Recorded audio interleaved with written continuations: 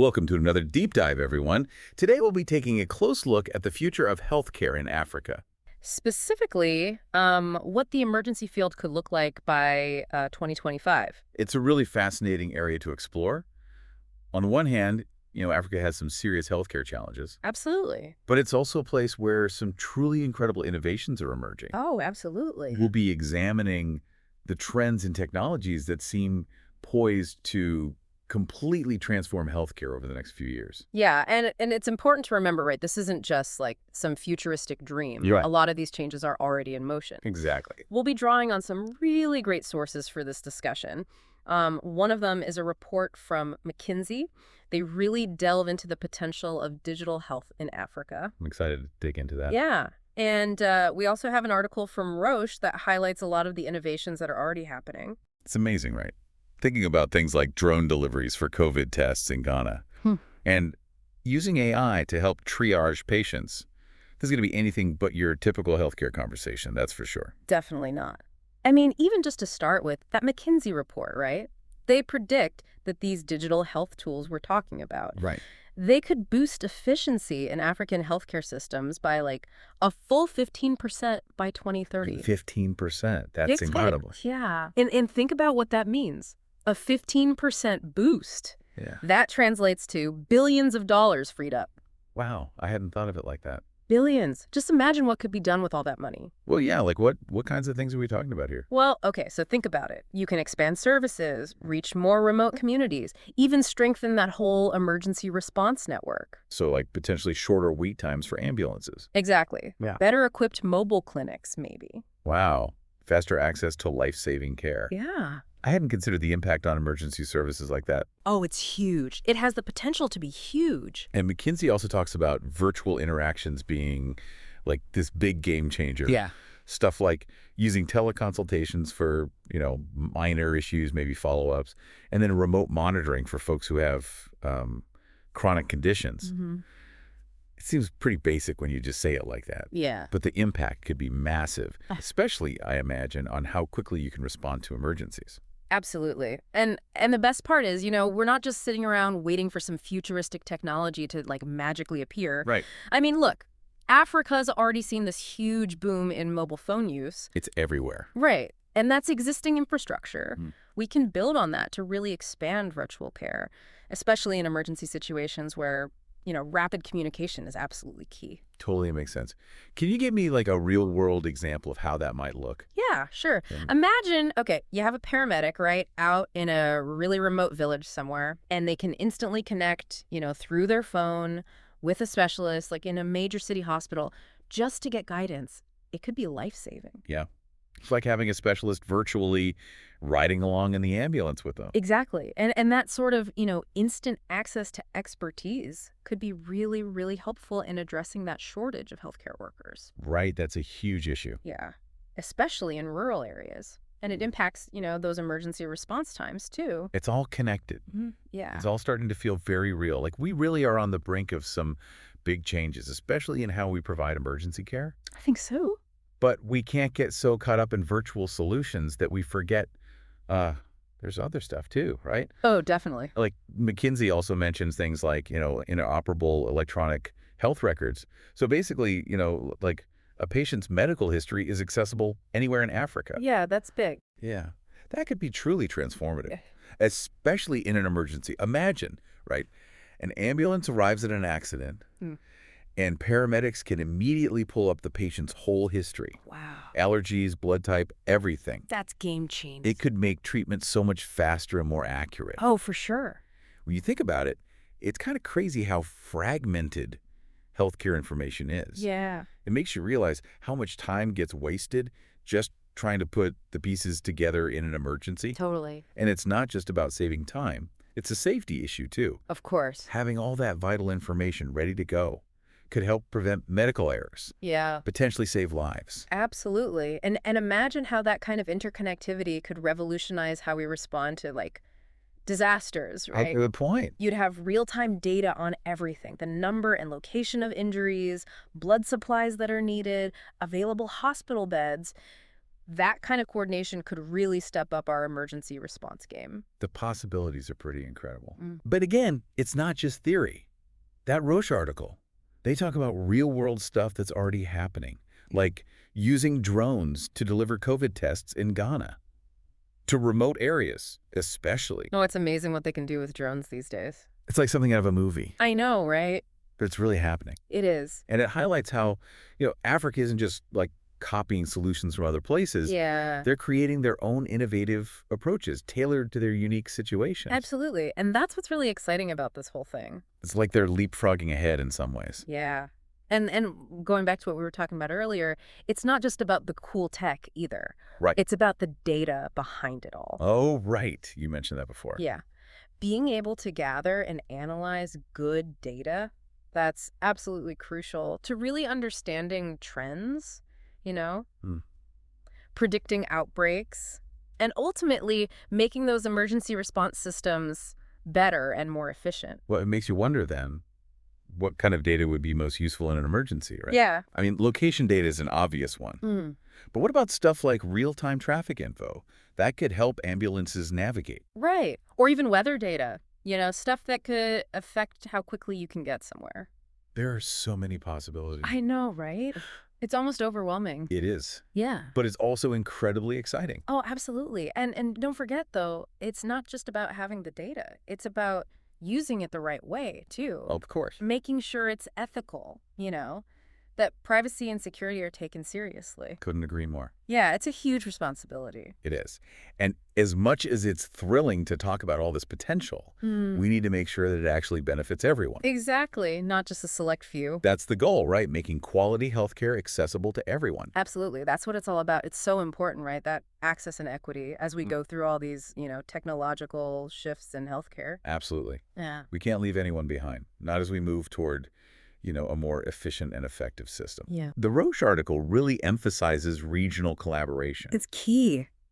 And it seems like that's going to be, even more critical when we're talking about emergency care. I agree. Because, things can happen so fast. Yeah, absolutely. You need to be able to respond quickly. Right. Have any examples of what good regional collaboration might look like? Well, a great example is something that came about during the COVID-19 pandemic. Okay.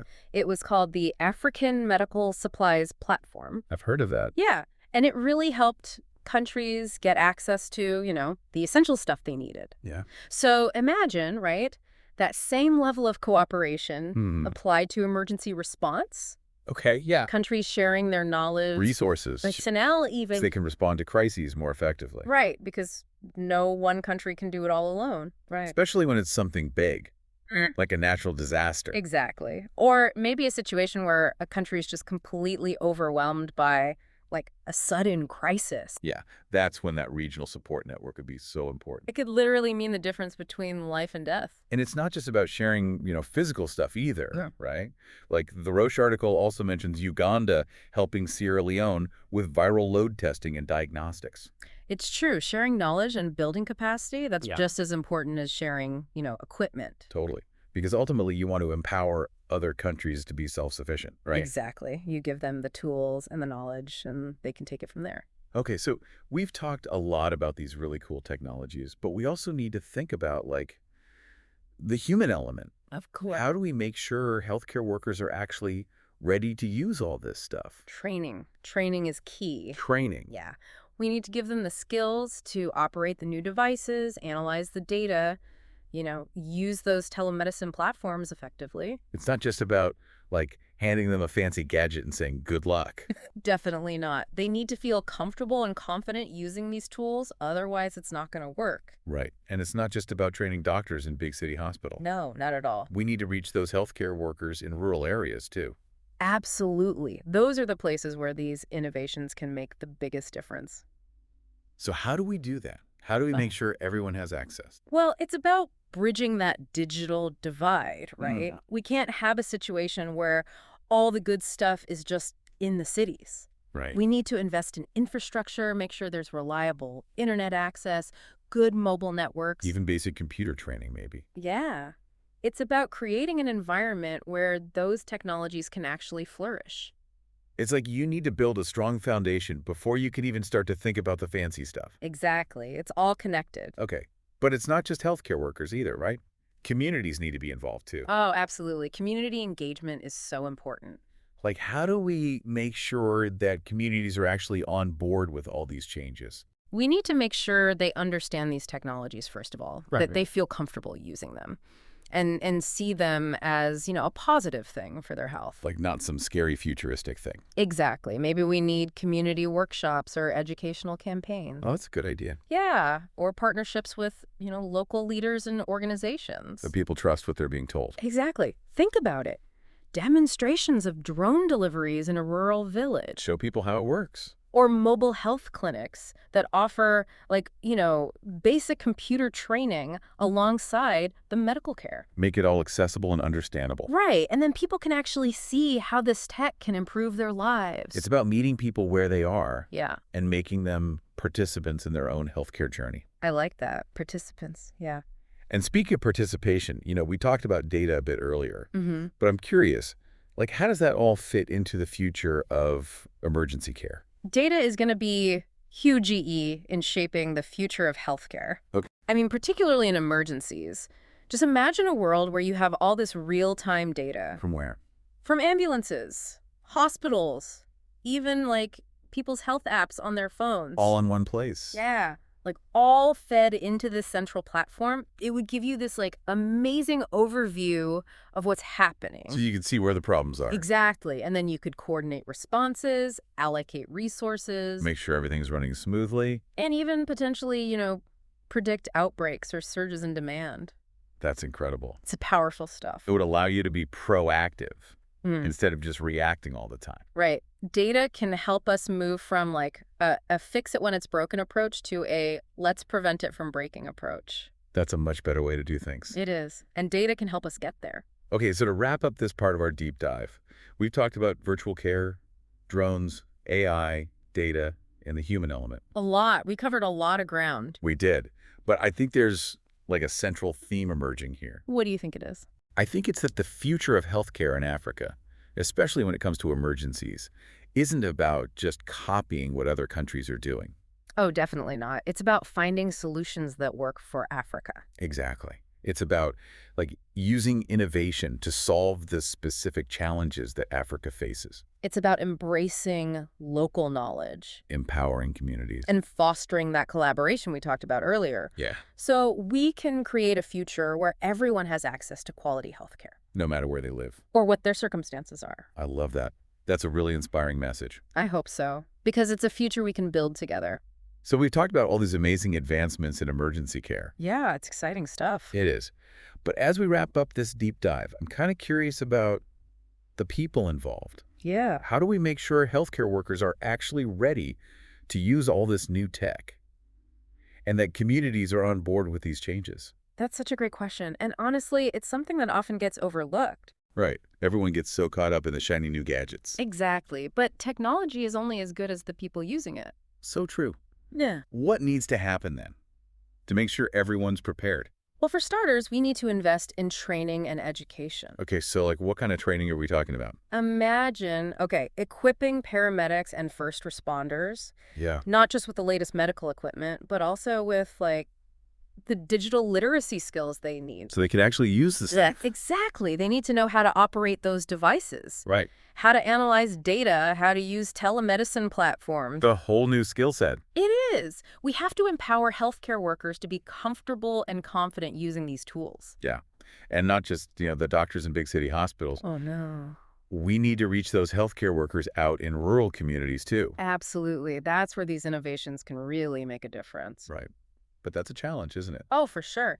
I mean, bridging that digital divide is crucial. We can't let rural communities get left behind. Absolutely not. So we have to invest in infrastructure, too. Infrastructure. Yeah. Think about it. Reliable internet access, good mobile networks, even access to basic computer training. It's not just about the tech, it's about creating a whole ecosystem where that tech can thrive. Yeah, you're right. It's like setting the stage for success. Exactly.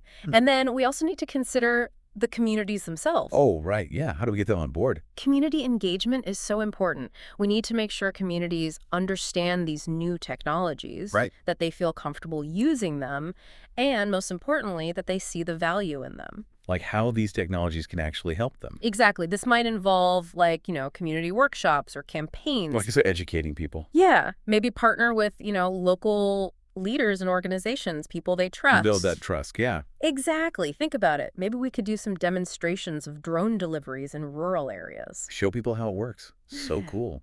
Or maybe, set up mobile health clinics that also offer basic computer training. Like a one-stop shop for healthcare and digital literacy. Right. We need to make technology accessible and relatable so people aren't afraid of it. Make it feel less like something out of a science fiction movie, more like something that can actually help their lives. Exactly. And speaking of helpful, we talked about data a little bit earlier. We did. And you made it sound super important. It is. I mean, especially when it comes to emergency care. Think about it. A world where you have all this real-time data coming in from ambulances, hospitals, even people's health apps. Okay. And it's all integrated into like a central platform. It would give you this incredible overview of what's happening. You could see the whole picture. Yeah, you could coordinate responses, allocate resources, even predict potential outbreaks or surges in demand. So we could be proactive instead of just reacting all the time. Exactly. It's about moving away from that fix it when it's broken mentality and towards a let's prevent it from breaking mindset. That makes a lot of sense. Data can help us get there. Wow. This whole deep dive has been really eye-opening. I know, right? It's pretty amazing to see what's happening in the world of healthcare. So as we wrap up, what's the one thing you really want our listeners to take away from all of this? I think the biggest takeaway is that the future of healthcare in Africa, especially when it comes to emergencies, is full of potential. Okay. And that future is being shaped right now.